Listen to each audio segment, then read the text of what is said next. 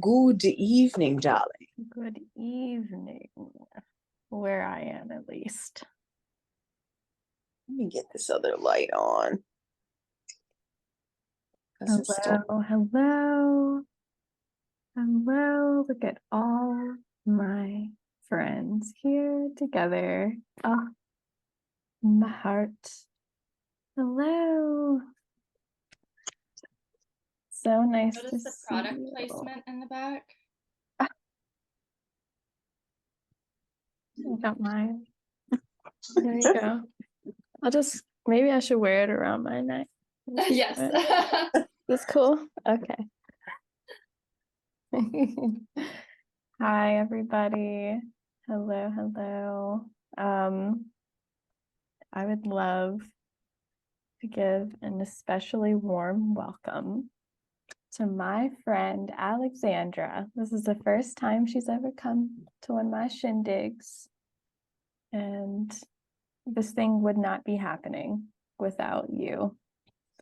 So, the guest of honor. How do I say welcome in French? You can say bienvenue. Bienvenue. Bienvenue dans le Renouveau. Perfect. Good. Nice. All right. How's everybody doing today? Give me the skinny. Have a pretty good day? Yes? All nodded in unison. Sweet. Okay, so there is, as I mentioned in the email, there's a lot. It is a lot of things that I have for you this evening. So if you haven't already, get some water, get some snacks, go to the bathroom, settle in, because it's kind of a trek. This is only the second event I've ever done in which I had slides for the entire thing. So we'll observe. We'll do like a meta thing, and you guys can observe me learning a new skill while I teach you a new way at looking at an old skill. That sounds really fun. Yes, so welcome to Le Renouveau. I have been working so diligently on this thing. I have had to scale it down. However, there are still 52. Let's also do that in my head. No worries. That is so fine. That's what it's there for, darling. So you do whatever you need to do. There are 52 slides.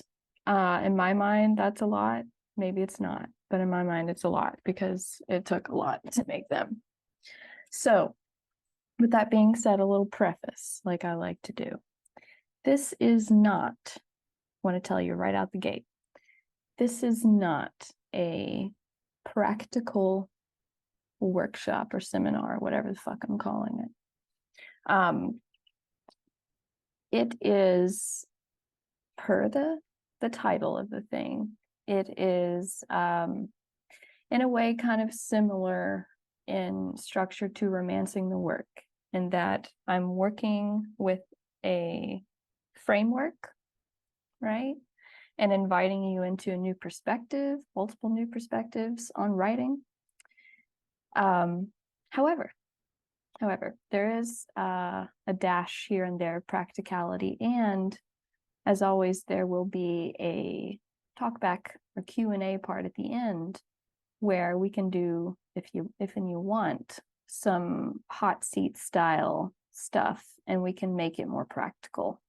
And anybody who's attended anything I've done before, Alexandra, since this is your first time, just know, I would say especially, that not only is it okay for the questions to be personal and very specific and contingent on these complex things that are happening in your life or in your writing process, but that's encouraged because that's a part of how I make it real. And so it's really up to you guys to jump in the Q&A portion and harvest me for information. All right. So everybody got stuff to write with. Is everybody ready to go? Let's begin. This first section is called the case for clarity. And we're starting here because le renouveau means the renewal. And as mentioned, I wanted to create this because Alexandra sent me a voice note one day, and she said, I miss not only our coffee shop meetings, which were so dear to us, but I miss writing. I miss being in the rhythm and the habit of writing. And she said, would you do a workshop on writing and how to get into it? And so I set out to do that. And I dredged up from the depths what I thought would be as most valuable as possible to someone in that position, because it's honestly a mystery to a certain extent to me to this day, how in the world a person who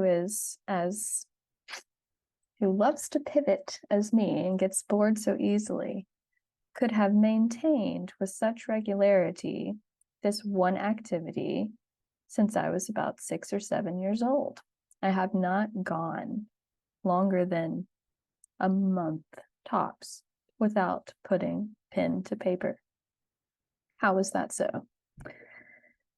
So, starting fresh is a death process, and clarifying is a prerequisite for renewal. I'm going to right out the gate tell you, from my perspective, where most people go wrong when they start fresh or start something new or revive something that is meaningful to them. Here it is. They immediately start acting on it.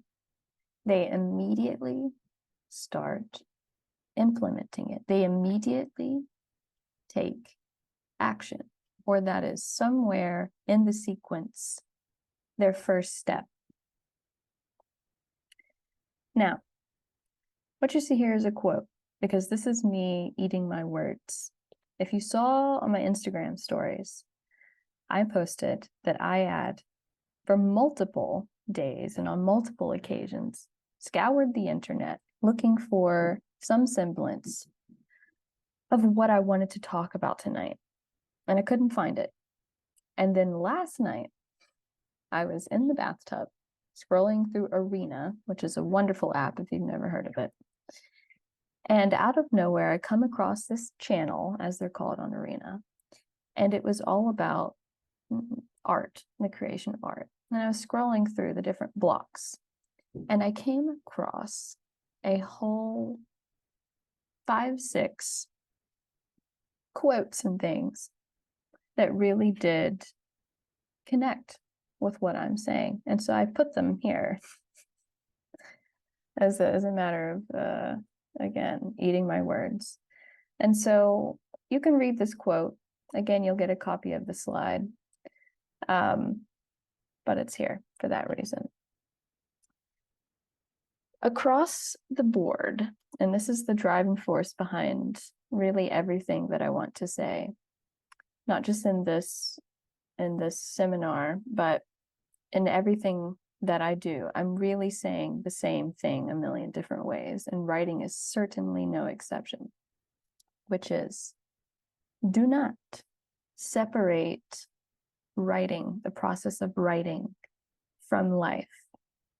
Merge it with life.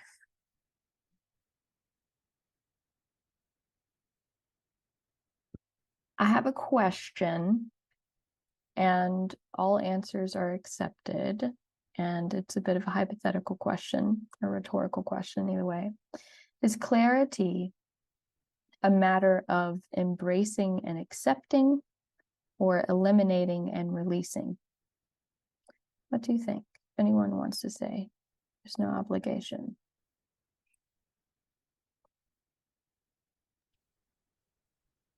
feel like the embracing and accepting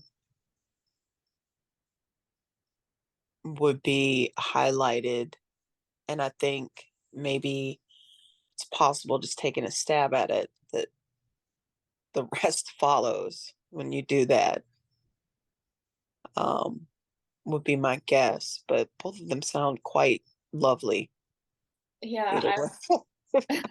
I'm more drawn to eliminating and releasing, but I think it's like yes and all.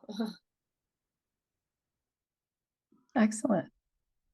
Yeah, so which precedes the other?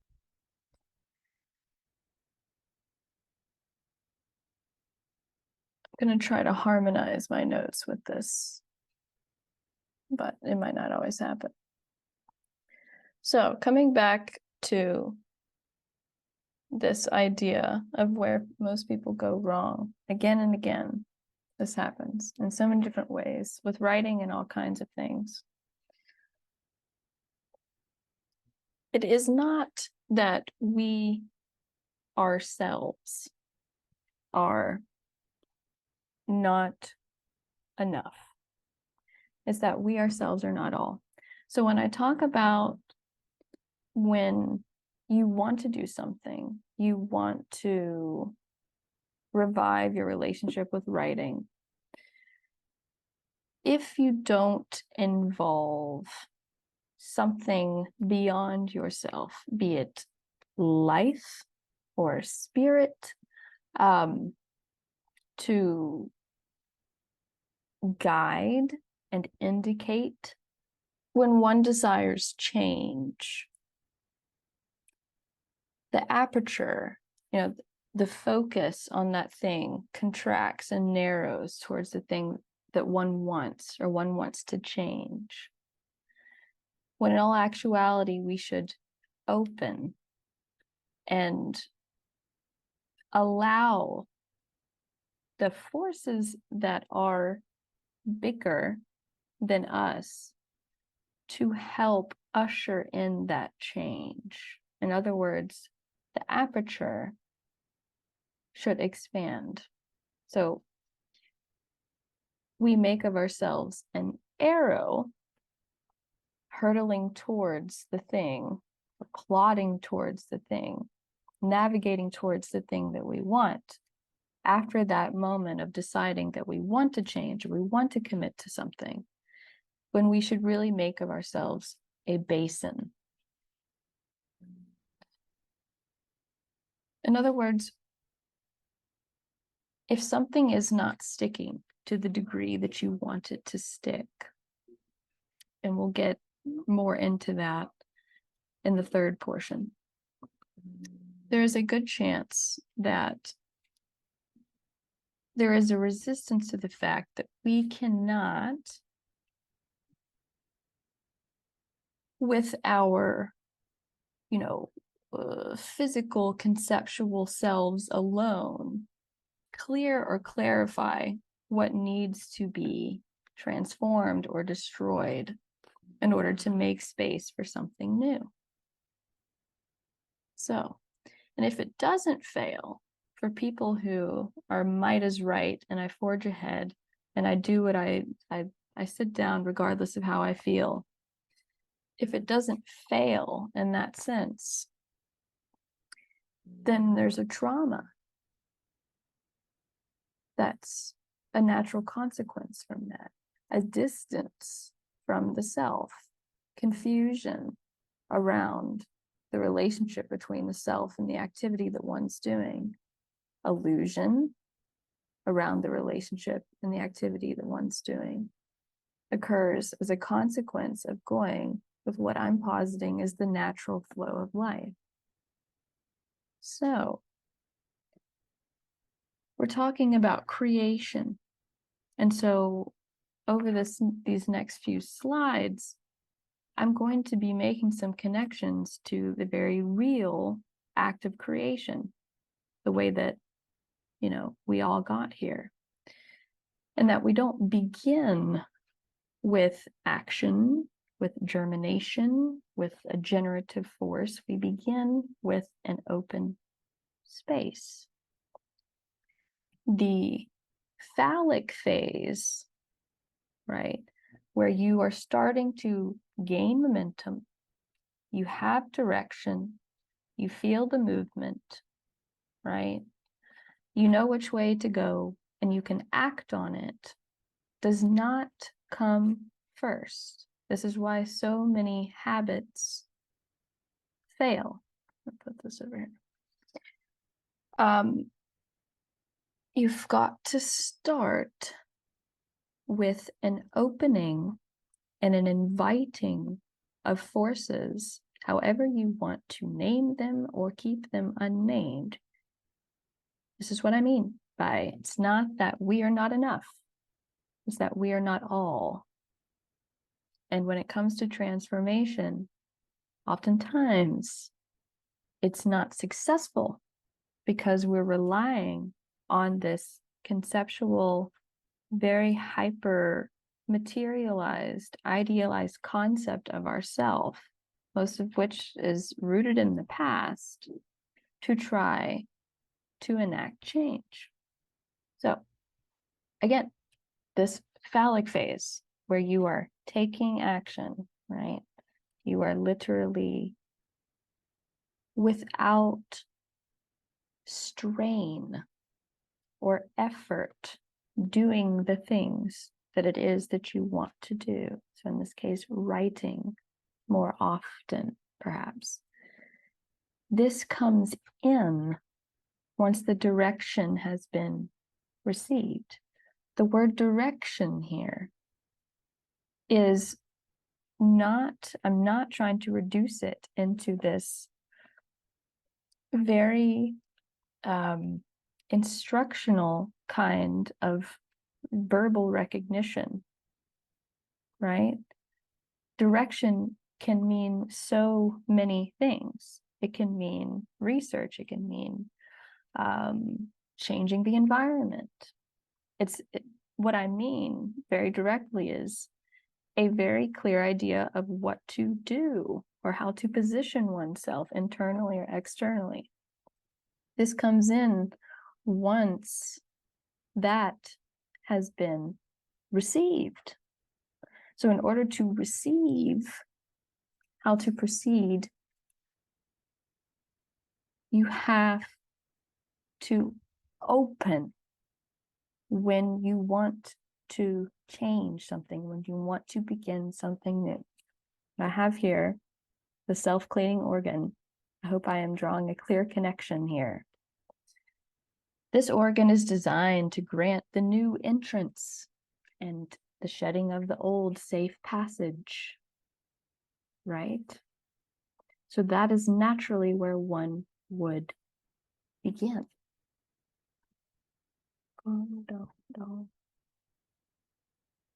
Love it. I don't know who that quote is, but I fucking love it. One of my favorite ways that this has been rendered in writing is Catherine Breillat's book, Pornocracy, in which she says, there is only engulfment, which inspired a series of poems that I wrote and had published. So, again, let me drive this home. You cannot rely exclusively, nor even primarily, on the self rooted in the physical conceptual to effectively clarify what must be destroyed to make space for the new. You can try, and you might be successful up to a certain point, but you will likely inherit a certain kind of trauma or illusion or distance from the self because you are going against the way that naturally things come to be. So I have this thing that I talk about in other classes, and it fits here. It's called, I call it the additive approach, right? So to the question, you know, is clarity a matter of eliminating and releasing or embracing and accepting? It is both, right? right? So this idea of the additive approach, you have to add something.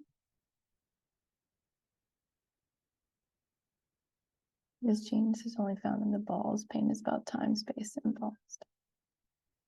Yeah, I was just giving context to geniuses in the slit. There's so many like Dali and even Jodorowsky and all these men, like just talking about how genius is in the balls. And Leonore Fini, I don't know really how you pronounce her name, the artist, she's like, no, genius is in the slit. And so when you said like the self-cleaning organ and the like, it just like totally made me think of that. Oh, can it be both? Like, I'm just like, what? Not, I don't know. Like, I don't know.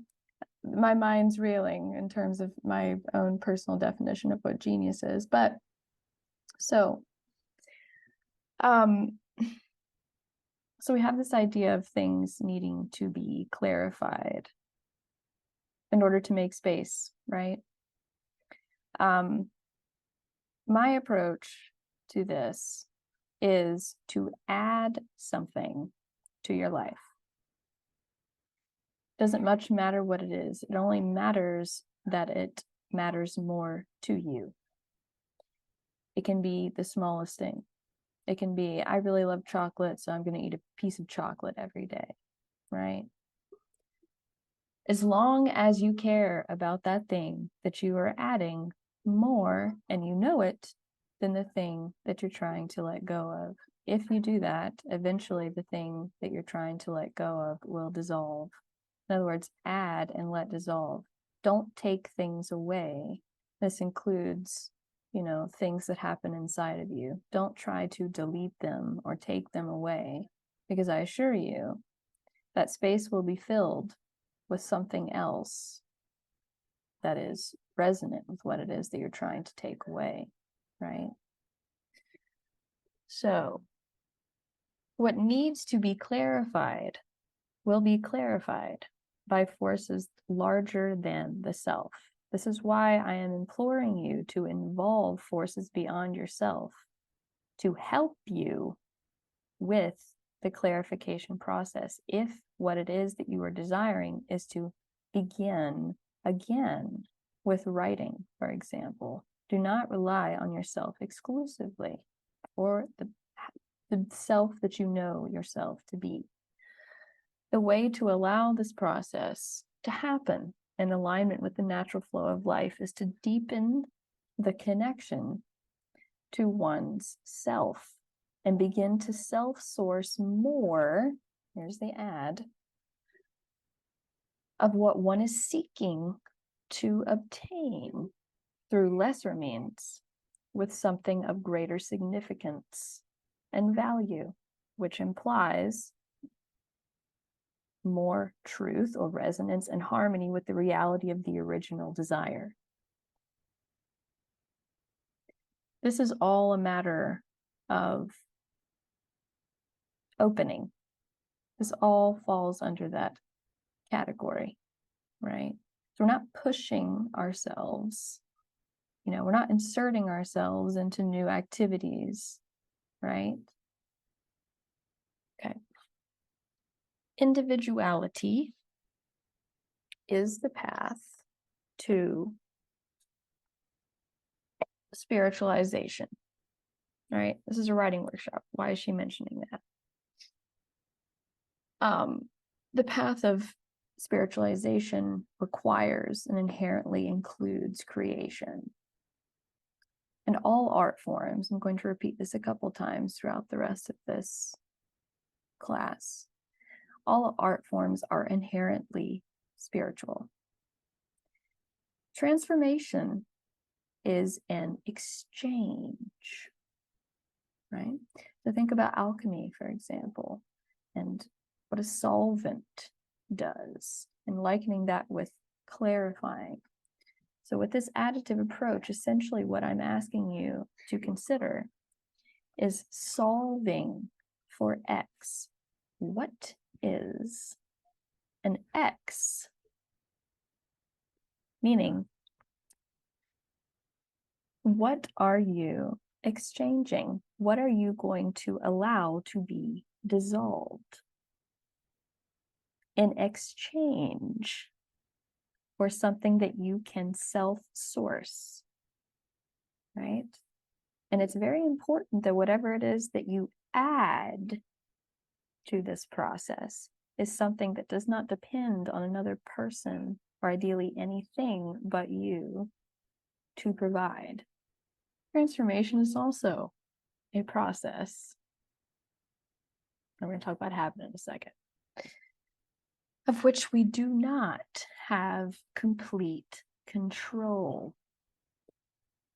But by understanding and engaging with it openly and knowingly, when we understand that if we want to start writing again, that implies some degree of transformation.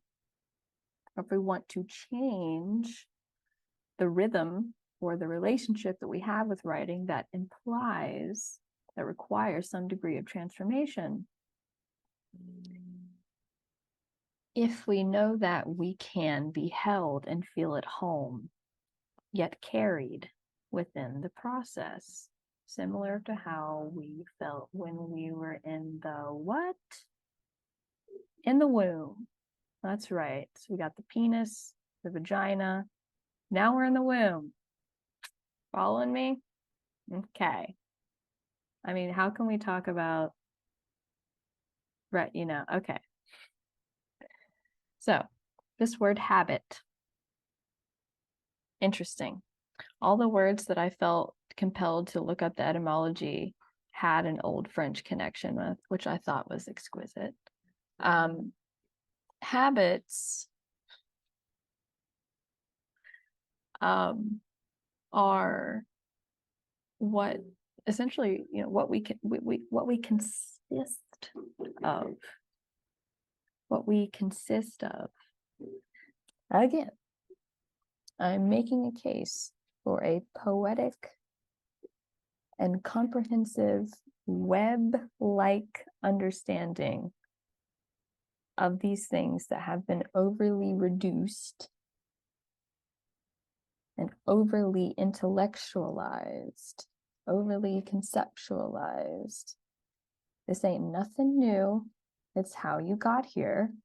And the more that you align with the way creation happens in the largest sense, right? The less static and complications you'll have with your pregnancy. I'll continue to break this down. So, starting fresh is a death process which implies rebirth. A process of which and we can feel carried and held within the process, right? If we embrace it. If we embrace the fact that if we wanted to be successful in regards to the transformation, if we wanted to stick, however you want to frame that, see it for what it is. See it for what it is. I just said that. Patience is the mother of all virtues. That's right. So here's what's happening. I'm going to recap real quick. Someone, a hypothetical person, they really love writing when they do it, but they haven't done it in a long time. And they really want to get back on the wagon or whatever the fuck. And so they're like, you know what?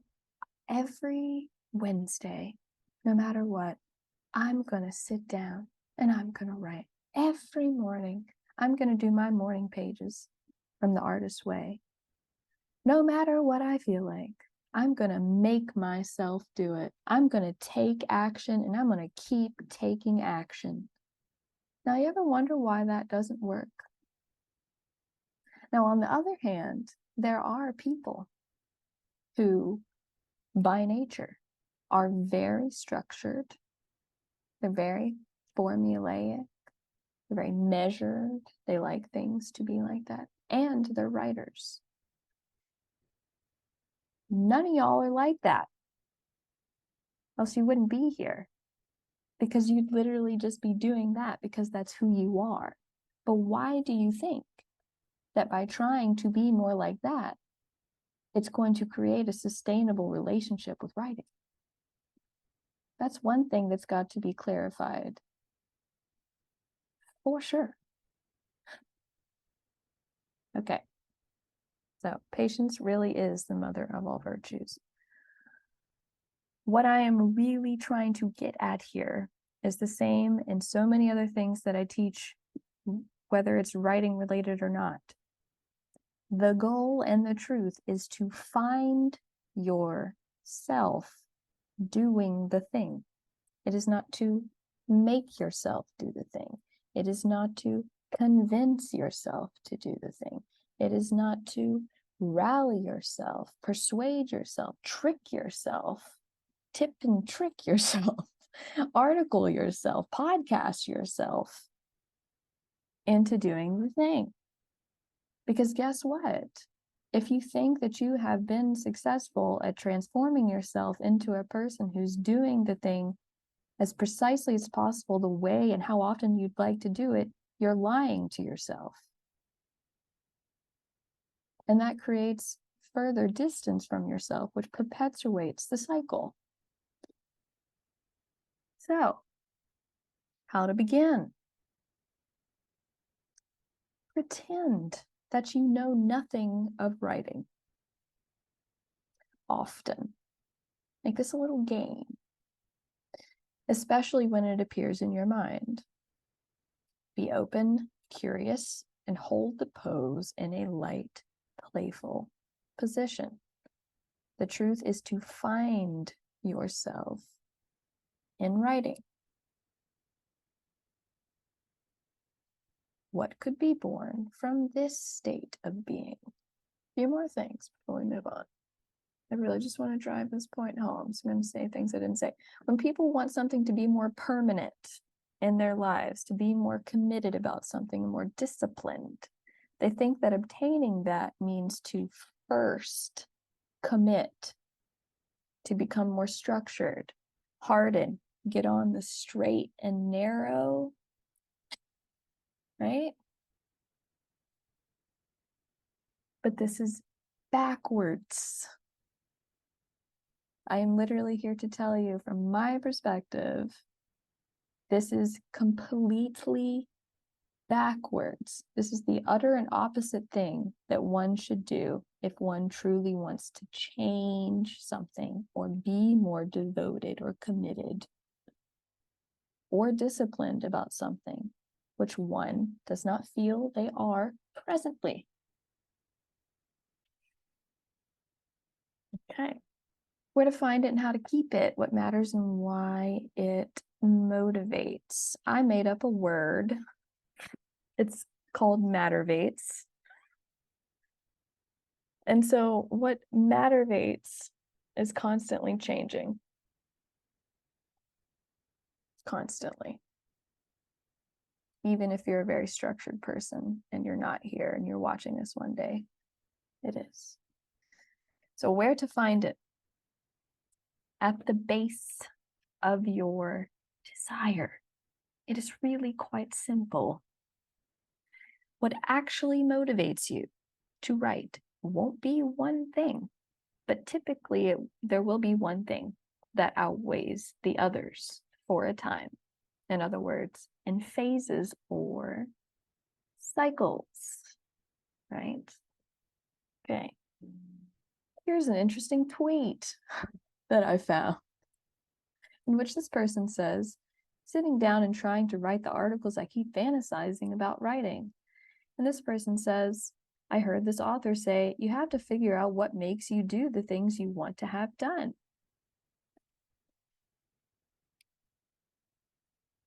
In other words, what fucking matters to you motivates you. let's go deeper into that, because this is a real important point. For more people than can readily admit, that thing that outweighs the other things for some phases is to be witnessed, ideally seen, and at best recognized.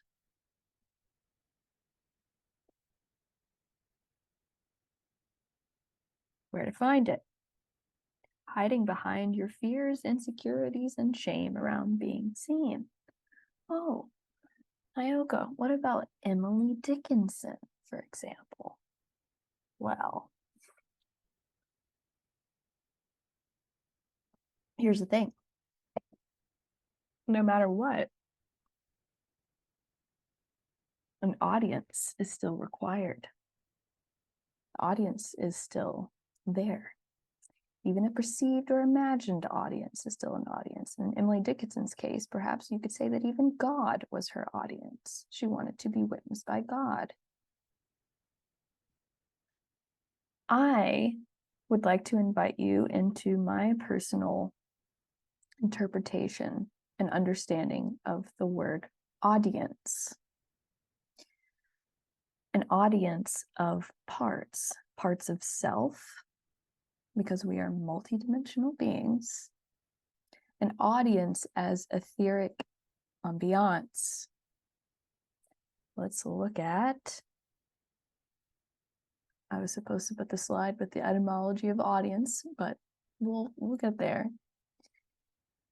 I'll let that sit for a second. So I think that it's not that we have a misunderstanding of audience. I think that it is the case, like with many other words, there is a deeper understanding that could be had, a more poetic understanding, if you will. And I'll explain more about that in a minute. I'll circle back. But to keep in line with this weird structure that I created a week ago, I don't arrive at caring more about the writing than the audience by cultivating the former first.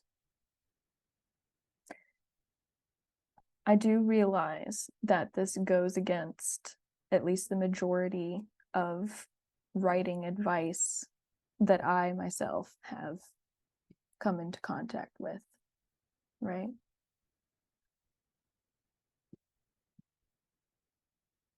This idea that you should care, that you should write for yourself, write what you like, write to write, and not care about the audience, I think is completely backwards, once again.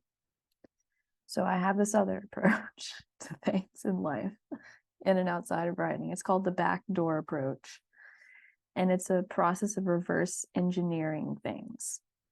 So in early stages of childhood, we were in a constant state of purity and deep self-involvement. And I mean specifically until age 7.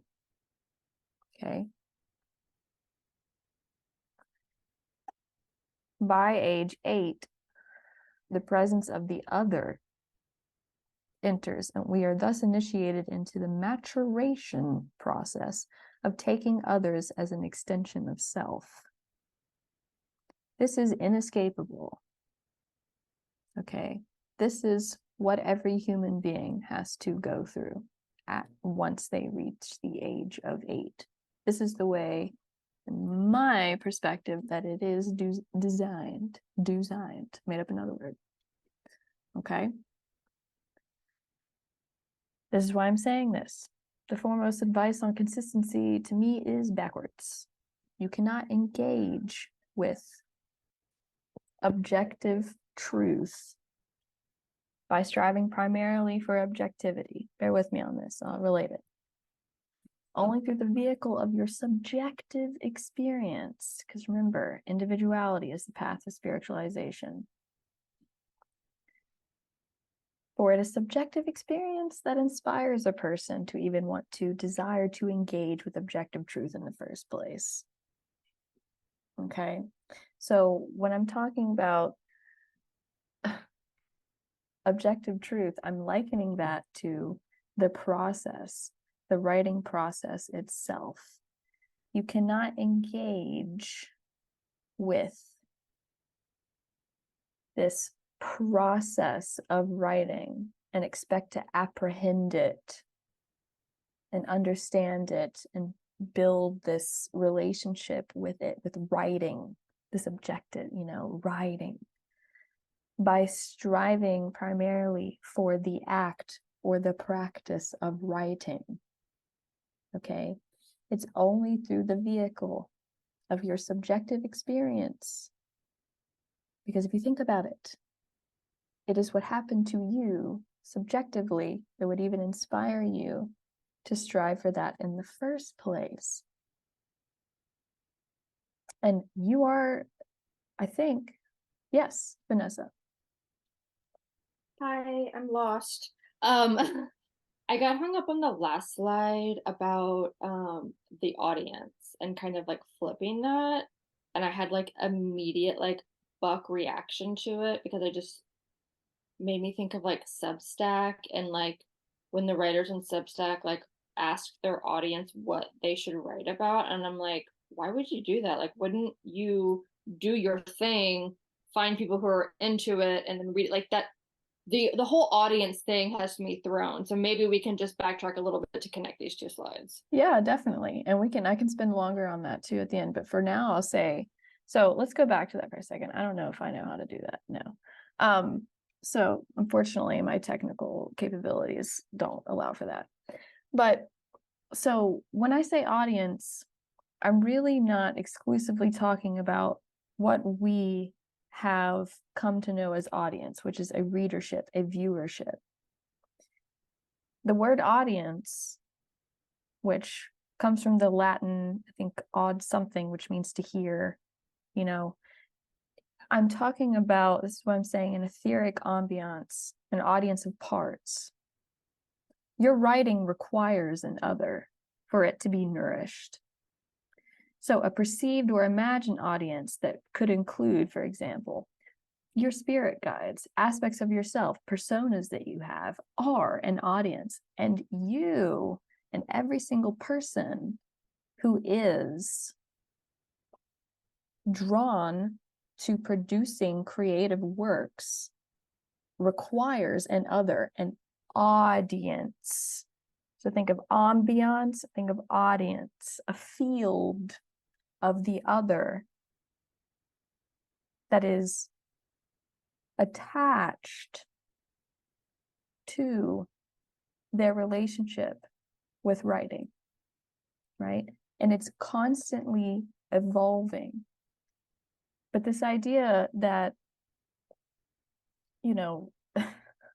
that we should put our heads down and just completely immerse ourselves in ourselves in this very limited perspective of, like we're literally going from who we are on a day-to-day basis, cleaning the floor and fucking cooking green beans, and trying to shift into, okay, now I have to focus on myself, to write, like me and only me. No, after a while, your well is going to run dry, right? Because it's going, you're moving further and further away from alignment with the way that things are, with the truth of things. Once you're 8 years old, like others are an extension of yourself. So if there is no other, right, your resources suffer. Your inner resources that you use to produce the writing suffer, and it can't sustain itself. What does that mean? Green beans. Green bean. Thank you. I'm totally on board now. Thank you for that. Absolutely, yes. It's, yeah, I think bear with me.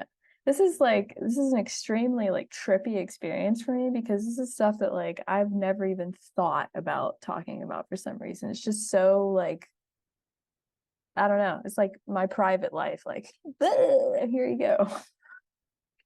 So anyway, all right. So the reasons that we write the reasons to write have become essentially overly reductive and recursive. Okay, the focus is too often on the writing and the writing process itself instead of the truth of the desire. We're trying to convince ourselves that anyone would write for the sake of writing. That's a downright motherfucking lie. No one does anything just for the sake of doing it. And if they say that they are doing that, it's only because that they are to some degree ignorant of the real reason that they are doing it. No one does, that doesn't exist, right? So, no one does anything for the sake of that thing. That's fundamentally incongruent with how human beings operate. Okay?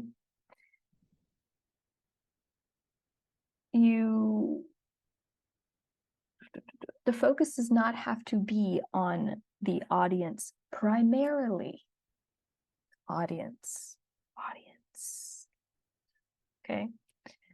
Though it so often is, it can be the reason, the true underlying motivation that is unique and always changing, which is an ever-present well of motivation in and of itself. So, the emphasis, most of the writing advice that I have ever seen, and so I don't remember the last time that that's not something that I do, is look up advice on writing. Since I was in college, the emphasis has been placed on the byproducts of the truth of what motivates a human being to write, which is unique, personal, complex, and ever-changing, right? It's, you write to get better at writing. You write to finish the book. You finish the book because you get better at writing as a byproduct, a natural consequence. Those are byproducts, right? They're not the reason why people write. There is everyone's reasons for writing at any given day, at any given moment, is going to change. So we are taught not to wait, furthermore, for inspiration, right? Again, some of the most famous, most revered writers in the world have said, for example, don't wait for inspiration. Number one rule of writing is sit and stay. You just even if you're not inspired, you have to sit down and do it. For the people that works for, they're doing it. If that's in your nature, you're doing it. You're not here. But what about for people that doesn't work for? Because that doesn't work for me. And I don't ever subject myself to doing things that don't work for me.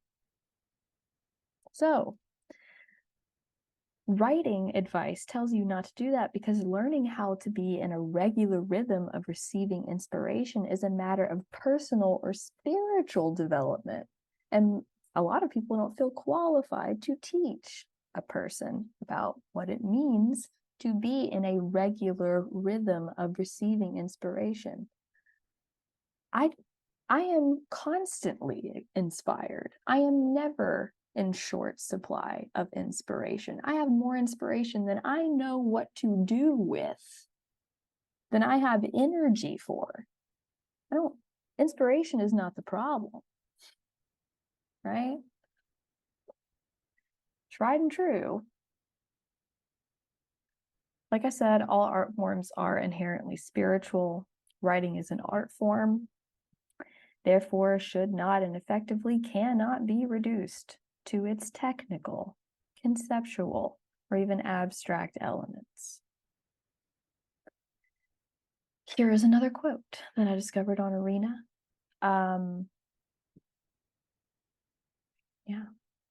Can't be quantified in intellectual terms.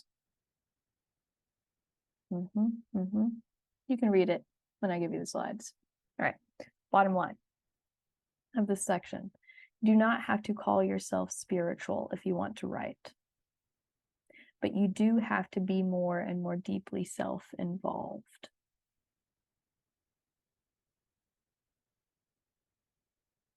You do. Even the people, this is what's so funny, even the people who I keep referring to as not here, who, you know, they're just naturally more scheduled people or whatever, however we're describing them. They are not exempt from being deeply self-involved. They're just deeply self-involved and also naturally compatible with having a very structured, scheduled life. Okay. Love this. Donald Glover said, authenticity is the journey of figuring out who you are through what you make. Through what you make. Well put, Donald. A dash of practicality. This is important, I think. Here's some things you can do in your real life. This is what I do all the time. I keep an eye on this all the time. Fulfill the quota, especially after a drought.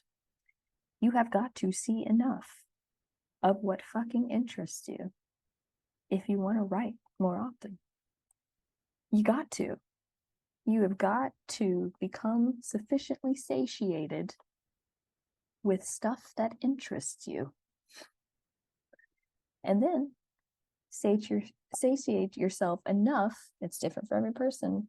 Can you recognize how it feels to be sufficiently satiated and what things do that? This is so much about writing.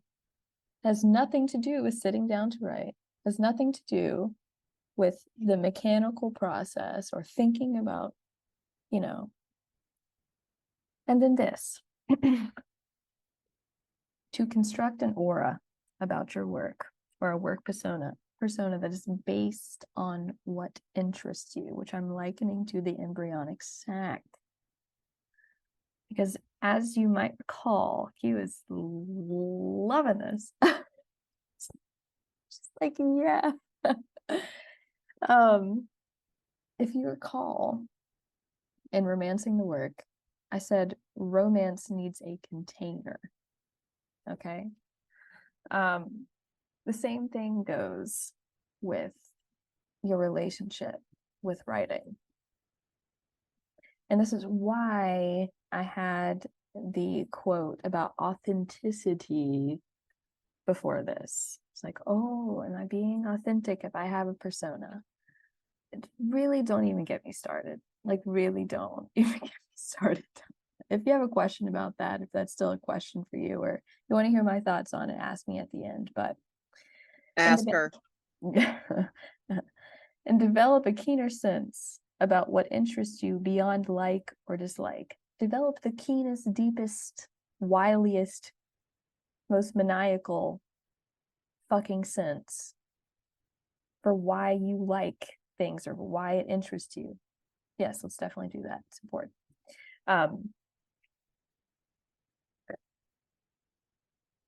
Deeply self-involved with the things you like, prioritizing them, like, oh, I am not satiated enough. I have got to do and consume and observe things that interest me, and I've got to put a context or an embryonic sac or an aura, whatever you want to call it, around these things that I am doing so that they are nourishing my relationship with writing.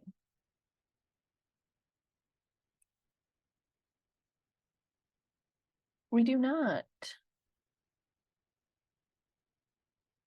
come into contact often enough with what we desire for it to hold us, because that's what consistency really is. can you and the things that matter to you hold you? You're in the womb.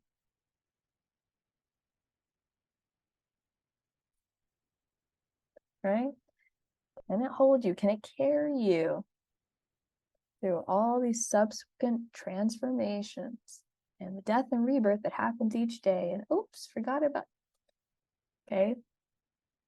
We have so much shame, discomfort, devaluing perspectives, conditioning, etc., around what we truly want, what we truly desire, when these discoveries and trails are the literal path to fulfillment and personal success. They are there for a fucking reason. Desire is holy. Desire is, what's the name of this fucking thing? What matters and why it motivates. Okay. There will always be a lack of trust and sustainability. When something isn't founded on truth, it won't last. So, love this. Seek out what magnifies your spirit. Who are the people, ideas, and books that magnify your spirit? Find them, hold on to them, visit them often. Use them not only as a remedy once spiritual malaise has already infected your vitality, but as a vaccine administered while you are healthy to protect your radiance. Make sure that you take care of being saturated, satiated, whatever, enough with what magnifies your spirit, in Maria Popova's words. Okay. Don't laugh.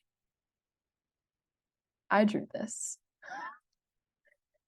to try to illustrate a point. Okay, so I'm gonna try to bring this home right here, this section, because it's 8:30. Doing pretty good. All right.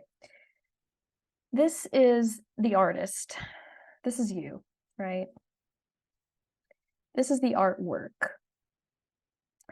This is the audience.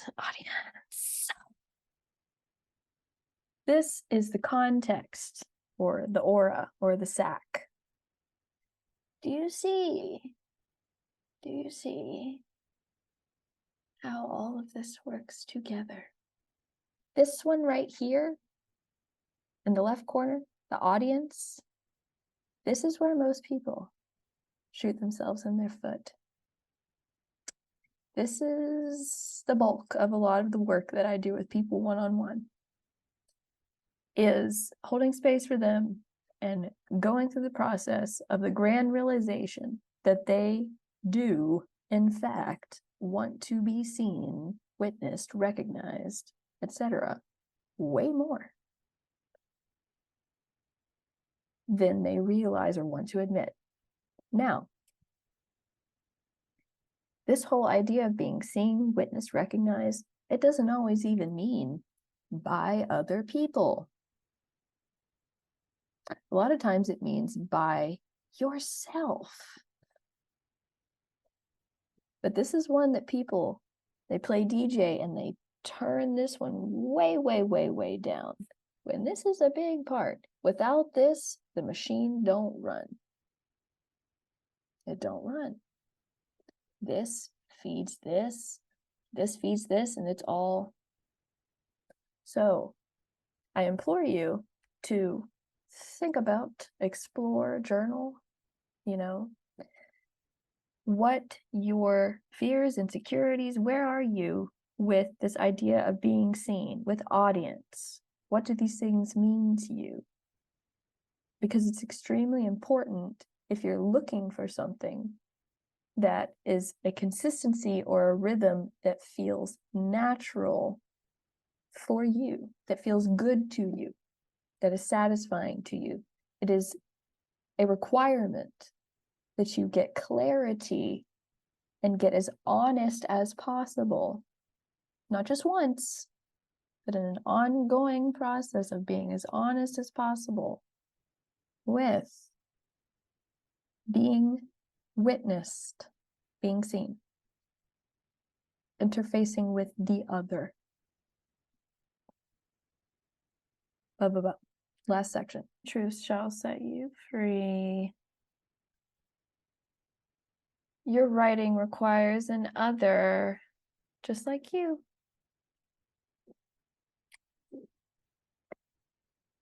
Beyond all else, the key to momentum is relationship. Relationship over the act. Relationship over the practice of writing. Did you see that? I don't know why that happened. They were just balloons. I don't know. That was amazing. Cool. Love it. The further you are from the truth, the further you will be from your relationship with writing. I keep harping on the truth because I mean to talk about it in two ways at once. One, I'm talking about honesty. Living, what people say, living your truth, being honest. Okay, be honest with yourself as much as possible in all things. You think about, for example, in Intro to Intuition, talking about the relationship between blind spots in your intuition. Look at whatever it is that you're fuzzy on, that you're avoiding looking at directly. Look at it. Tell the truth. Tell the truth. Okay? But I'm also talking about this thing that I've been creating the line around with making a baby. Okay? The truth of how creation works, how transformation works, right? So the further you are from those things, the further you will be from your relationship with writing, because the further you will be from yourself. Need you to write. You got to be there in order for the writing to get done. Okay. So what I've hopefully made clear is a process of resonance where things feed the other in that very crude drawing, right? And so going back to the beginning, when I'm talking about finding yourself, just literally, I'm talking about, this is some surreal moments that a person can have where suddenly, with no pressure, no real thought beforehand, this is, again, kind of similar to stuff from Romancing the Work, you are observing yourself in real time, just simply doing, being, behaving, thinking, speaking the way that you want to. It comes upon you. It comes upon you. It takes patience. It is a process. You do not have complete control over it. You are dealing with forces larger than yourself. Pregnancy. Are you with me? But this is how it successfully happens, or completely, so that you're not birthing a baby that's missing a couple of fucking toes, because that's traumatic.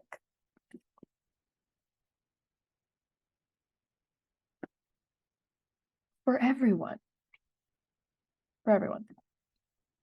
And you know, you can't deny that. Sorry. Okay. So the truth is an energetic signature, in my own words, a pulse, a knowing that you learn to recognize from what? Experience. From experience.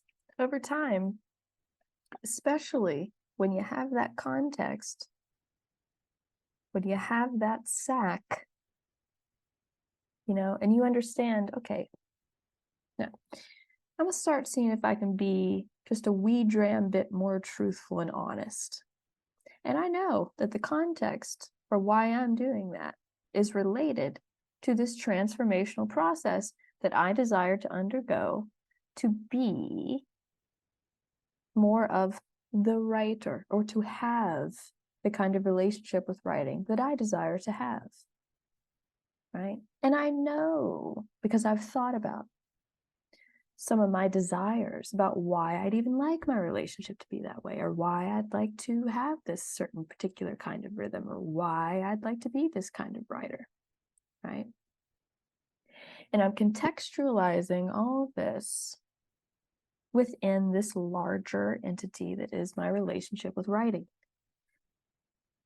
When I am in the habit and I allow myself to consist of more and more the truth, which life provides me infinite possibilities to practice with in any given moment of every single day of my life, you will start to feel it if you're paying attention and you have the context to notice it. When you're in the truth, this one and that one, you'll start to recognize it like a signature, the way that if you were blindfolded and your dad walked into the room, you could sense that it was your dad. Weird analogy, but I hope that it lands. Your relationship with writing is unique, inimitable, dynamic, personal, and should be regarded and respected just as you would a person whom you love.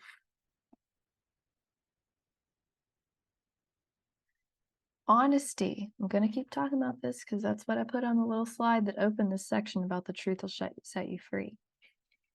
Honesty in yourself will produce honesty in your writing, not in just the content, but in the rhythm of it that's right for you, which is ever changing. There is a relationship between these things. Like love, once it happens to you, nothing can stop it. In other words, the heart wants what it wants. And it cannot be truly denied. It can be overlooked, suppressed, disowned. Saturation or satiation, whichever one, I think both work, is the other that dazzles, moves. Now I just got some confetti. This is amazing. I don't know, I'm doing great. Zoom thinks I'm doing a great job. That dazzles, moves, confounds, attracts. You require an other. Fulfill the quota, especially after a fucking drought. If you're here, chances are there might have been a drought. Even if not, satiate yourself. Again, from romancing the work, romance needs a container. Your relationship with writing needs a container, just like your relationship with anybody in the world and with anything in the world, because all life boils down to relationships. So from the very beginning, y'all, there is one lesson. Don't separate it from life, merge it with life. Why is it that we're treating writing like this conceptual practice, this act? To the critic, art is a noun, right? To the critic, art is a verb. Why are we treating it as if it is separate from the way that we regard so many other things in our life and expecting it to be healthy and well and produce a 100% normal looking child? So I'm talking about a gentle, flexible, self-constructed, that's very important because only you can do it, membrane. A persona, if you will. Ooh, scary. That doesn't make you feel different or less who you are. Ah, au contraire, more who you are. Because since you were 8, you have been initiated into the lifelong learning curve of understanding that others are an extension of yourself. And others does not only imply people. You are not what you create. Your creations are separate from you. This person, I have not, like a lot of these things, they don't give the source, which sucks. I could Google it, but I didn't. The reason you would create anything is because you love it enough to see it exist.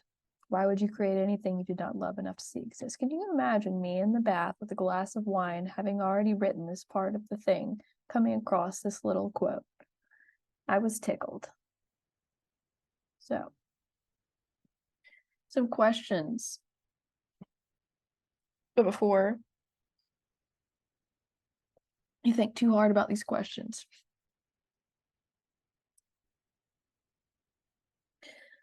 I meant to say, I missed like a real cinematic driving the point home moment about the further you are from the truth, the further you'll be from your relationship with writing, because the truth is, here it is, you wouldn't be here tonight if you did not desire to write. That's the truth. Listen up real close here. When it's been a while, you haven't been writing, do not, under any circumstances, beat yourself up about that or scold yourself. Let me tell you why. You ever had a friend or a family member who you may or may not, chances are it's may not, particularly enjoy talking to? And so you kind of avoid calling them. But then eventually you start feeling guilty, like you should call them. But then this really weird thing happens when you call them. You call them and they're like scolding you for not calling enough. They're like putting it to you because you haven't called, right? So do you see yourself having a particularly consistent relationship with that person? No. It almost makes you want to go longer this time without calling. That's what I do.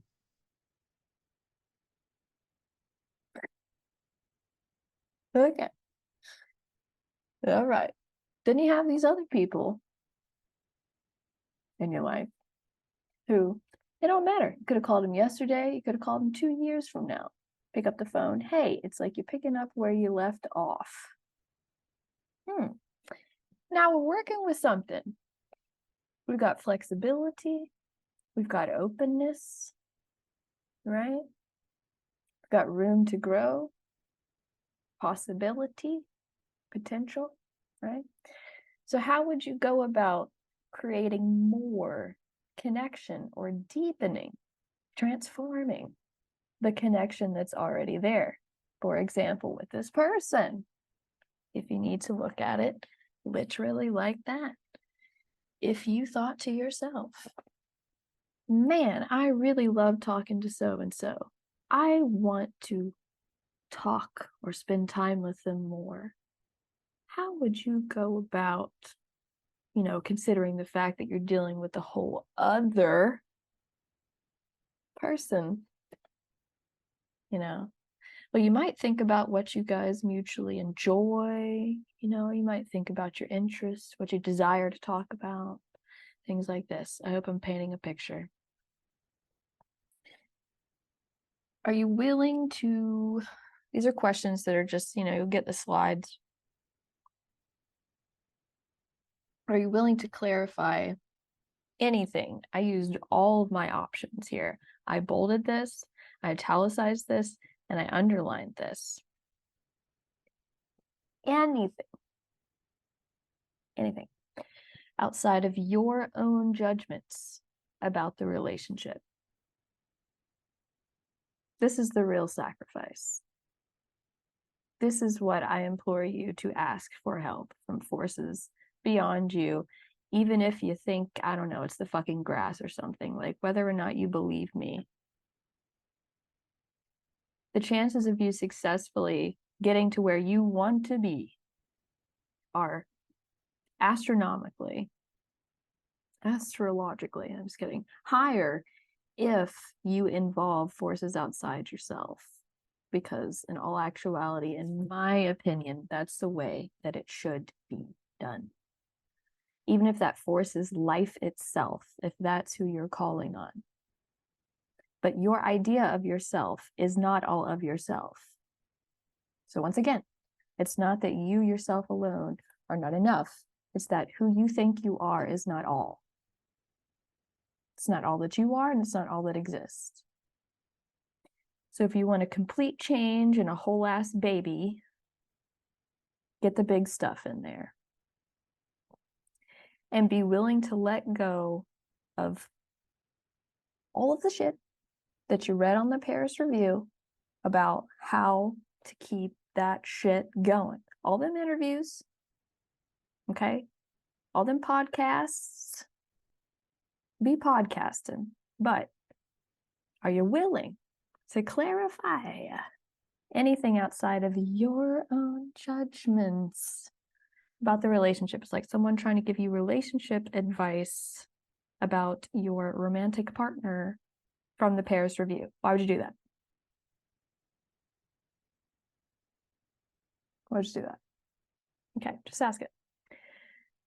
This is one of my favorite quotes. I say it all the time. I probably annoy people. Q's probably heard this 10 times. What we regard must seduce us, and we it, if we are to continue looking. There it is. There it fucking is. Thank you, Jane. Women named Jane, man. How do you feel, honestly, about the way you regard your relationship with writing? These are questions to ask yourself. Oh. Who is writing?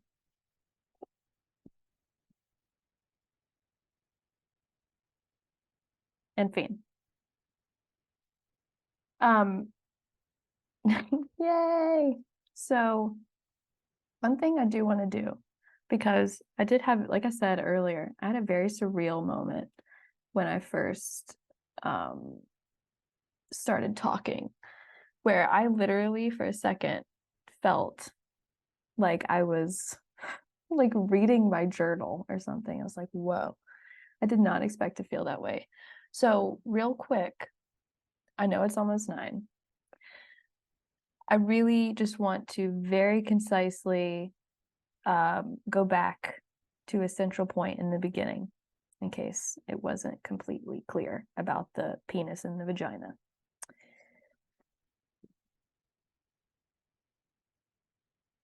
When you want to change something about yourself, this is writing or otherwise, okay? Please do not start with the penis. Okay? Don't just start giving yourself actions to do. Don't just start doing the thing and like going like this, like just trying to keep it up.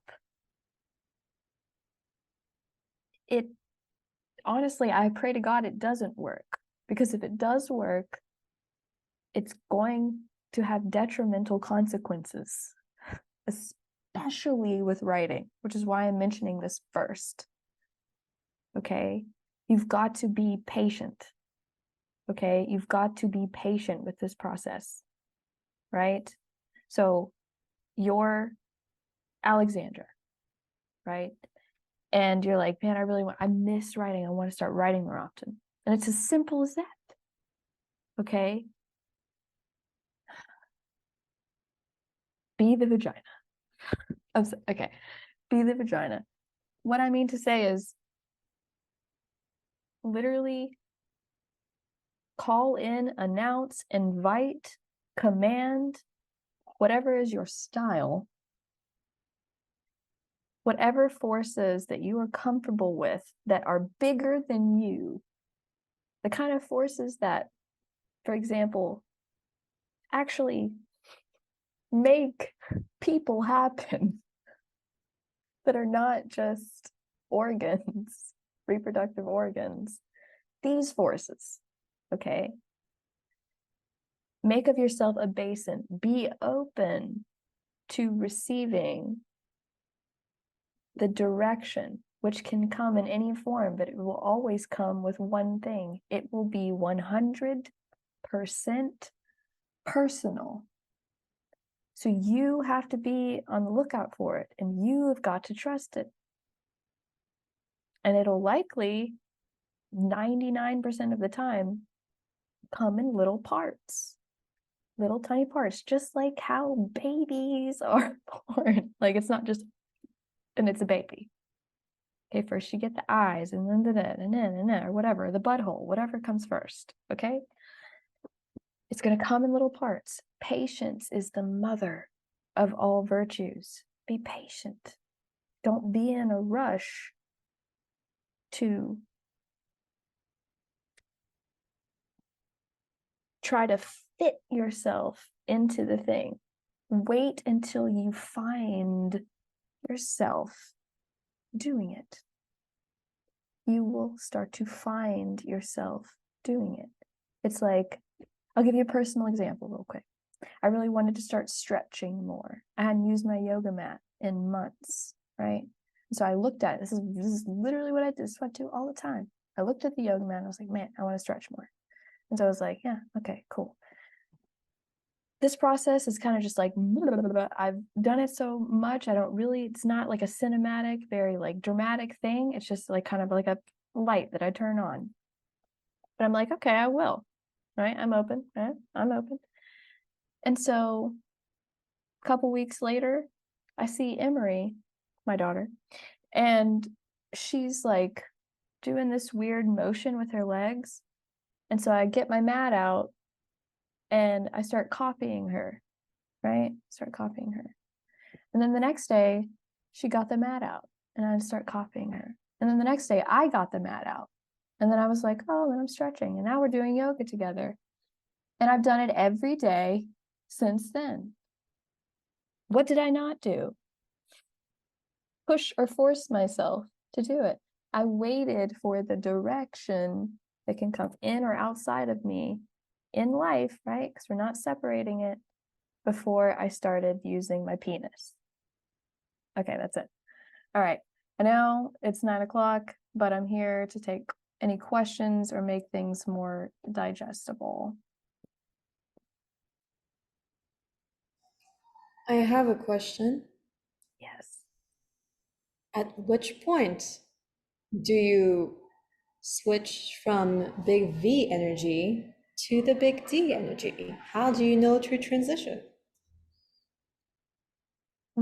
So it'll, like I was saying, it kind of adds up where direction starts to transit. So that's like the end all be all question. That's the question. The little directions, little nudges, you could call them. There's so many poetic ways you could describe this, but the thing is that it's so difficult to apprehend in language because it's so personal. There are infinite possibilities because it's uniquely going to come into your experience in a way that you would recognize. This is a psychic experience, whether anyone wants to admit it or not, who's, a fucking, I don't know, at the Iowa writer, I don't know, whatever. Anyway, my point is that you will find yourself in that phase. If you're patient and you're open to receiving the direction instead of trying to create it yourself. Thank you for asking that question, because that's really what I'm trying to say. Do not try to create the direction yourself. That's what usually makes people unsuccessful with new habits. You know what I'm saying? Does that make sense?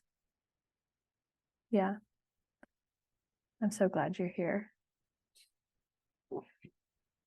Yay. Nyoka, Yes, darling. would you say there's a little bit of tracking in her question? Tracking. Like, Help me. like when does it kick over from the V to the D? Like there's a tracking there. and in my mind, from what I understand in our communication over time, that in and of itself is a little bit like a little bit of D energy. Like, when's it gonna flip over? Like, when is it gonna click into that thing? You know, like that tracking thing, man. That's it makes the process, I think, a lot harder, and it's hard to temper a little bit when you're really enthusiastic about wanting to write again. And then I guess now we're circling back to patience, I suppose, in that regard. So I don't know. Those are my thoughts about her question. Like that immediately pings for me. Like I understand that feeling. You like when do I go from being this ethereal receiving thing to like fucking cracking down and writing? Um, but you're right. Like it comes down to patience. And what I mean by patience too, that's a really, really excellent point, Q. This is so helpful. I don't mean restrain yourself from writing if you want to write. You know, I'm saying if you really have it in your head that you want to write every day, and you really strip away everything but your own judgments, your own desire about why you want to write every day. And it's yours. It's not, you have a reason that's 100% yours, right? Within reason, right? Then if you want to arrive or find yourself being that person, you've got to go through a process of transformation. And from the moment that you realize that you were like, okay, I want to do this. I really do. And you're saying to yourself, I want to commit to this. Instead, this is what I'm talking about. Instead of narrowing in and starting to do it and just trying to keep the rhythm, you've got to open to the transformational process, and everything that is in the way that you probably think has nothing at all to do with writing to be cleared out first. So this part gets messy. That's when you're in the womb. It's fucking messy. It's gross. There's things growing and all these sounds and everything. It's disorienting. You're like, what the fuck? But you can be carried and held and still feel at home in that process if you understand that that is what's happening. Because when you come out the other side, what's interesting is that the D energy is very similar to birth. Like you will literally be doing it. You'll literally be doing it. It's like, for example, having sex with someone and being like, so when should you actually insert your penis into my body? Like when, you see what I'm saying? Like there's a messiness that people like when it's sexual, but whenever we're talking about transforming, we're like, oh my God. Okay. It's, is that making sense? But it is a little bit, there is a nuance when I'm, for example, when I'm working with someone one-on-one, especially for a long time, I can sense to some degree, whether I want to or not, in some cases, kind of where they are in the gestation process. And so I'll make a mention if it feels like it's imminent. Just like there's midwives for a reason. This is why we need each other. This is why we need each other. Because someone might, this is what this whole receiving the direction thing, it's not a sterile thing. It's a sexual thing. It's a messy thing. It's a static thing. It's not a structured, straight and narrow, do the thing. If you want to transform yourself and nothing's working, then you should try transforming yourself. Few things. I want to go back to that persona work Yeah. persona based on your interest. Yes. Also, so persona, I need you to get a little crude for a second for me. Like, who am I waiting to fuck me? Am I fucking myself? Like, who's impregnating me? Am I impregnate? Like, I need a really base level of like who I'm fucking here. It's an orgy. Okay. And it's Audience with is me, orgy. it's with the others, it's with the audience, it's with all these things we talked about. It's constantly changing. Think about a human being's sexual preferences. There are some people who they're like, you know what, I want to have sex with one person and I want to have sex with that person after we get married, and I only want to have sex with that person one time ever, and I never fantasize about having sex with any other person at all, ever. And there are people like that. There are, obviously we know that. Then there are people who are like, I like having sex with this one person, but sometimes I think about having sex with lots of people or different sex of people. Blah, blah, blah, blah, blah, blah. It's constantly changing. Are you being honest about it? Are you paying attention? You know, are you, as Q said, are you tracking it? Are you being honest? Are you paying attention to what it is that you fucking desire on at least, a daily or semi-regular basis? Because that is, in my little titles here, that's where to find it, and that's how to keep it, is that it's always changing because you're a human. What if I'm like really opposed to babies? Like, I hate the pregnancy, gestation, birthing metaphors because like, you like puppies because it's the same process.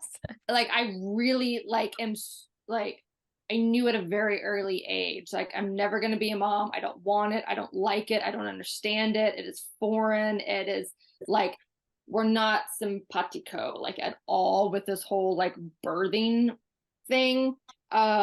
So maybe that's a blind spot. Maybe it's a blockage. I don't know, but don't like babies. So how about this? This may or may not help. I mean, it sounds like something that anything that you're attracted to I missed so many notes. Oh my God. I feel like I just woohoo this entire thing. So, when you're attracted to something, I'm gonna talk about why you're repulsed by something. When you're attracted to something, there is a resonance or a likeness, I think is more apt, that you haven't allowed yourself to express. A lot of times even explore or look at. Be honest about. When you're repulsed by something, same thing, except you probably looked at it more and you've disowned it. Not saying it's tit for tat, right? But I'm saying there is a relationship, right? But anyway, more to the point, fuck babies. Doesn't have to be about babies, okay? I love babies, love being a mom. I'm the opposite. That's cool and all. But what I'm talking about here is, again, I'm talking about bring the scope out. Don't look at the penis, don't look at the vagina, don't look at the pregnant belly and the baby coming out of the fucking vagina. Like, I'm talking about the forces that set this shit in motion, which cannot be reduced to their parts. That's what we're doing with writing. We're reducing it to its fucking parts. And then people who are not comfortable with that, who it's not in their nature to operate with that, are having a hard fucking time. And they're not, creating as much as they'd like, and they're not in the kind of rhythms that feel natural to them, and they can't move and segue into different rhythms. There's so much, it's like there's a jam in the fucking birth canal, okay? There's a failure to conceive because you're so many things. You're putting unnecessary pressure on yourself to conform to things that are not in your nature. Anyway, you're outside of truth, which means it'll never last. Anything that's not founded on truth won't last, period. That's a law, period. Okay? And then got this whole other thing to your persona point where people want to be seen, but they are really not happy about it on the inside. Okay? They would rather be punched in the face than admit that they want to be seen, or seen more, or seen a different way, or seen in this way, or seen by this kind of person, perceived or imagined actual person, or part of self. There is so much to explore. When you stop reducing writing to the process itself, to the physical material little box, right? The act. It's like reducing sex to the act itself. It's pornographic, right? We're not satisfied with that. That's not sustainable. We're not all having porn sex all the time. This is bogus. Okay, so we've got to be real about some shit, which means that we've got to be real with ourselves, because that is where the momentum happens. You got to be fucking honest with yourself. And then you've got to go in that direction. That's what it's there for. Oh, the persona thing. Yeah. So persona, artifice, things like how to condense this. I might have already said this recently. I forget how many times I've said this or where. But the people who, there's a certain kind of person, and there's a spectrum of this certain kind of person. But the kind of person who, when I hear the song Redneck Woman, it's like, there she is. You know, I don't put on any airs. It's a product of my raisin. I'm just who I am all the time. You get what I'm saying. So anyone who's literally like, I am 100% who I am. I don't have persona. No way. That's not me. I'm real. J-Lo. In my opinion, to my surmise, those people are actually less authentic than people who are regularly engaging in persona and artifice. Okay? Makes me so happy that you're saying this. Sorry. Well, I'm happy that it makes you happy, darling. It sure as hell makes me happy. Yeah, I know? literally was thinking this on my walk to the grocery store, and I was like, this whole language of like be your authentic self. But then Keith Richards is my model for persona.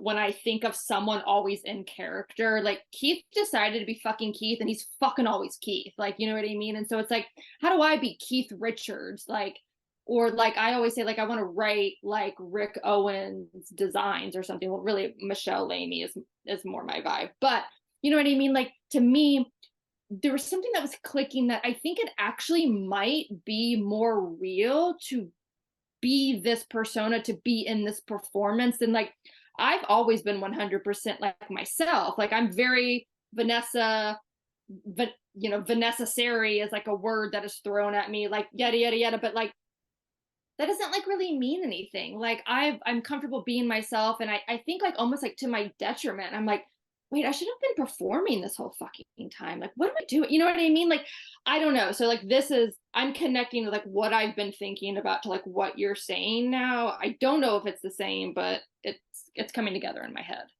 Oh, what, Q? Oh, you're muted. That was so freeing to me, because we were having a direct conversation about this. I remember that day. I was literally like slapping my hand, because I was sensitive enough to notice at the park how there was few that held a certain posture, even only in her mind when she's by herself. But when I noticed someone in the periphery, it would shift, and I wouldn't necessarily change my behavior, but I could feel this film of some kind of performance, some performative awareness that would pop up because I was aware of another. And thinking, God, why can't you just be yourself? And Nyoka went off on this masterful rant about it, and it was so refreshing. I was just like, oh, I'm okay. Like, God, like, that is great. Like, I never thought about it that way. It was very refreshing, and I loved that. I loved it. So when you brought that up, I was like, girl, please do not forget to ask her about it, because it was liberating for me. Well, Yes. how can you be more authentic and be more of yourself if you don't know yourself? And every situation in which you find yourself posturing different, or, you know, inhabiting a persona, or engaging in some sort of artificial or crafted personality, there's something to learn there. And so if you're refusing to engage with that, or refusing to embrace that, and sort of like rigidly, like robotically being like, no, I only am this way, like you're not learning, you're not evolving, you're not what. So how are you going to tell me that you're being more authentic? Like that's, you know, that's just the way that I see it. And it's been true for me every single time that I get on this damn application and I teach something or whatever. I am performing. I am not like this 100% when I am playing with my child. Does that make me less authentic? This is ridiculous. Like that we're you know what I'm saying? Like, Jade, what is kayfabe? Why does that sound familiar? So, something that a lot of people don't know about me is that I I have been in the past, less so right now, but I still have a lot of love and respect for it, is professional wrestling. And I find professional wrestling to be incredibly noble and selfless entertainment, and quite philosophically profound. And they participate, their style of performing is called kayfabe. And so kayfabe is essentially the agreed upon performance of a character or a persona as real. And everybody sort of agrees to enter into the illusion together. So the performers know that it's staged, the pain and blood is real, and certain aspects of the philosophy of their character development as well. But and the audience knows that there's a prescribed outcome. We already know who's going to win, but everybody comes together around this idea to enjoy and participating in this ritual of performance. And so I've been talking to my friend John a little bit about this idea of kayfabe and extending it into your persona creation, online and through your branding and through your art and through everything, and how actually when you allow yourself to step into a designed persona and allow other people to witness you in that way, that you're participating in kayfabe, which is, incredibly noble and selfless, in fact. And I think like entertaining and entertainment, it's ancient. It's an ancient human need. It's something that we've been doing since our ability to share language. And so there can't be anything, there's nothing inauthentic about performance. In fact, it's probably much more authentic than, and I imagine I'm saying things you already know right now. In fact, it's more authentic maybe than any other moment in your life, because it's an absolute distillation of your essence and of a goal and of a attempt to connect and to engage. And so so when I was listening to you talk about persona, I was reminded of that conversation that I was having about kayfabe with my other friend. Oh, that's 100% perfect. It is like just solidifying everything for me right now. Yeah, that's so damn good. Like I can't even take it. Seriously. Yes. Oh, what does this say? Love to hear more about your views on professional wrestling, Jade. Oh, Jade, I'll add that to the list. I've even been to WrestleMania. Oh my God. Did you watch the Mark Maron show where he's the wrestling coach for those girls? That Glow? Yeah. Oh my God, I loved that so much. I was really sad when it went away. Yeah. It was really well done. Yeah. Wow. I was into wrestling for a brief moment when I was in about 6th grade because all my friends were boys. And so we'd Yeah. call each other. And I really liked Kane. Yes. That was my pick. Yeah. Yeah. I named my Kane. dog after Kane. My That's brother had all awesome. the little wrestlers growing up, and so we would play Mhm. these wrestlers. And I actually legitimately had this conversation with my partner the other day. I don't even remember what it was, but I was like, oh, well, then like, let's do wrestling. And I was like, well, that's more authentic. Everyone knows that it's fake, but it's still performance. Like I was literally having this conversation about Yeah. like, he was like, no, let's do karate. I was like, no, let's do wrestling. Cause I'm like, let's do mime class or like, I don't know. I was like trying to get into something. I'm like, oh yeah, let's do wrestling. And anyways, we got in this big wrestling conversation because like, that's what sticks out to me the most from childhood, playing with the little wrestler figurines. And we had the wrestling ring and everything. And, you know, The ring, yes. everything. Yes. So what I'm really, inviting you into is bringing that home. Bringing that home, like taking it, from an external experience that you yourself witness and implicate yourself in it, ideally as much as possible, and especially where your writing is concerned, and to really,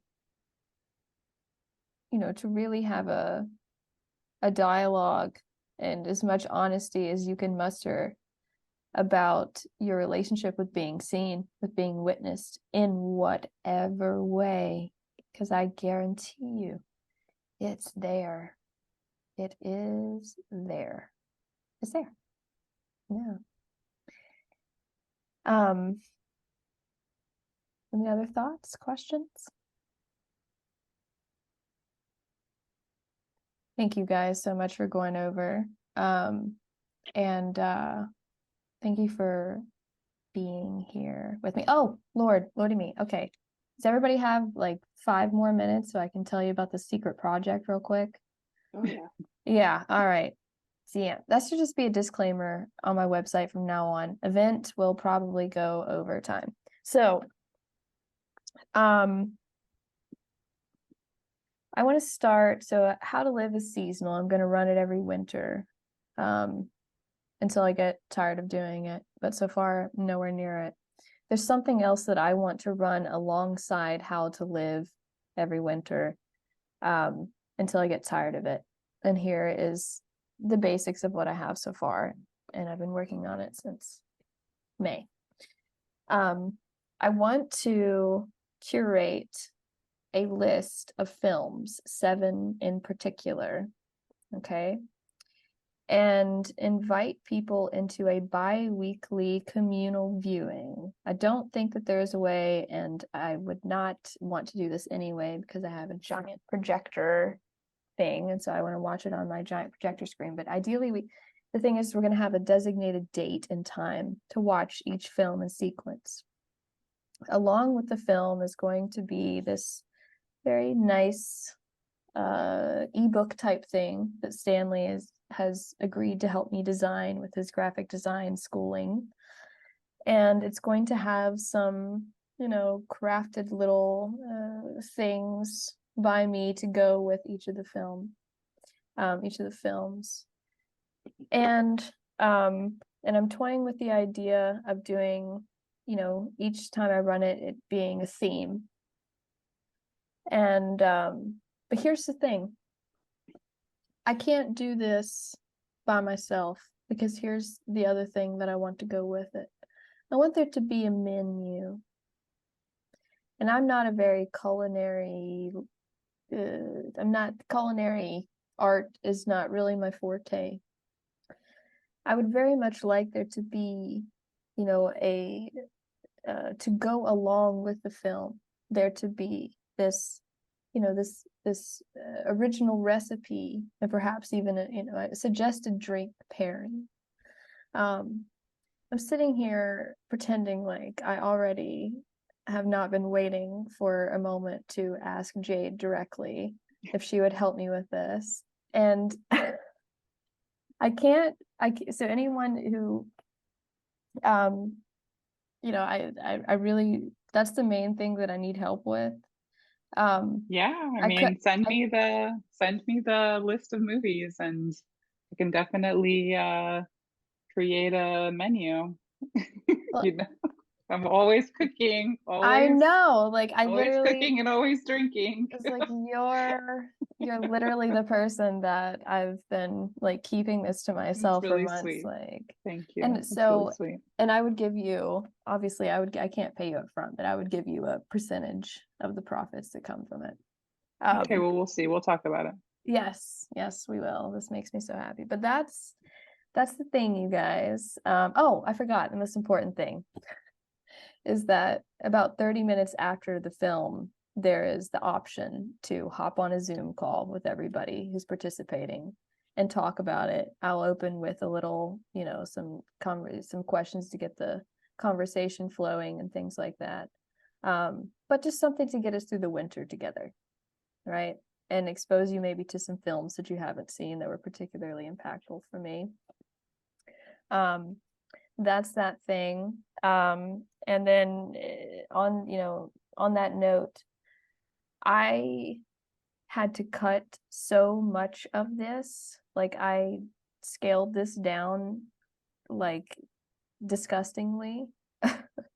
And so there is like 2 other workshops worth of more grounded practical things that I can whip up into a presentation for after we're settled in our move. And so I'll let you know when those things are an option. But Yes to all that. And I really am ready for your infinity pool thoughts, because I haven't known what to really quite do with myself since watching it. watched So it I'm glad last you night. watched it. Jade, thumbs down. I liked it when I watched it, but there was like something so lacking at the end that I'm just like, what? How was that the culmination? So like, but I didn't dislike it. There was lots of things that made me think about things that I really liked, and so I'm just No, curious. I mean, like, I will watch Mia Goth and Alexander Skarsgård in like anything. She's But God it needed tier. to I be can't handle like it. He's part of your audience. 25, like it needed to be like 75% less movie to be interesting. They like gave away too much. It Oh was my too much. God. I don't agree. Oh my God. I can't They're like doing too much. okay, so I already have my November slot. What comes after November? December.